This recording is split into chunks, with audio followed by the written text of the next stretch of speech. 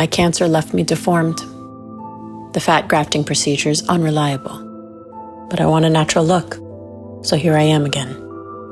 Over 1 million fat grafting surgeries are done a year, yet results are unpredictable, forcing my patients to repeat the procedure. But now we have hope. Many have tried to solve this issue and failed, until Professor Hannah Rappaport developed a special hydrogel.